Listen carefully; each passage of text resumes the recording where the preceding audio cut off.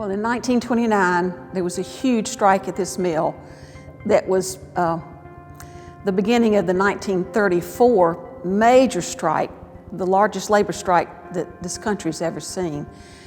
And so in 1929, the strike at this mill, when the chief of police was killed and a balladeer who was on the side of the Union was killed, it made the news all over the country and even in Europe.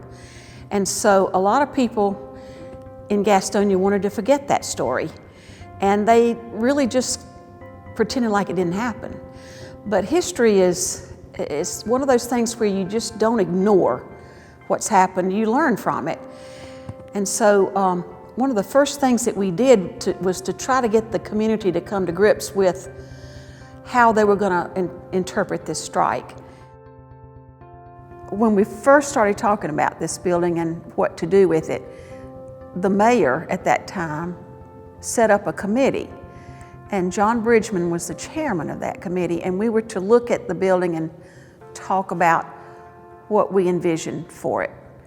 And some of the people from the very beginning stayed with us the whole time, and we just kept believing it was going to happen. It's a very complicated project because there were so many moving parts to it. The city had to be involved in it somehow, and the county. You had to show local support for something this large. And because it's a historic building, there's some great things that come with that, but there are also some restrictions. You have to be sure that you don't damage the integrity of the building as you're fixing it. Preservation North Carolina, of course, was looking for a developer to take on this project. And the first one that they had looked really good, but it just could not quite put it together. And then the second group had the same problems. It's just such a huge project with this many square feet. It's 660,000 square feet. And so finally the third group came to the table, and they had it all put together in 2008, and then you know what happened to the economy in 2008.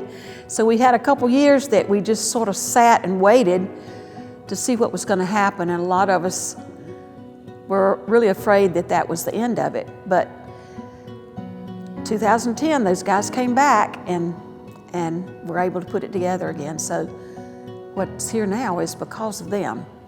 So you can't discredit exactly what impact they had on this community. You're not going to find another building like this one in the whole Southeast. There were some large buildings in the Northeast in the beginning, but this was the largest one under one roof in the South. It's kind of like the soul of Gastonia. When you talk about all of the mills that were in Gaston County, we had more mills than any place in the whole world. We had over 100 mills in this county, so we were the combed yarn center of the world. But this is the grandmama building of the whole place, and so for people to come in here and then get to come into the Kessel Center and see the story and be able to understand the whole story behind it it's a real feather in the cap, I think, for Gastonia. You know, coming into this building now and seeing what's here now it just makes me just so happy to see it, because a lot of people didn't think it could happen, and we had a lot of naysayers that said it's too big, tear down part of it, just use part of it. But now to see what's happening, I mean, I always believed something was going to happen here, obviously. A lot of us did, because it's too good of a structure. It's built like a castle, and it's too much to throw away.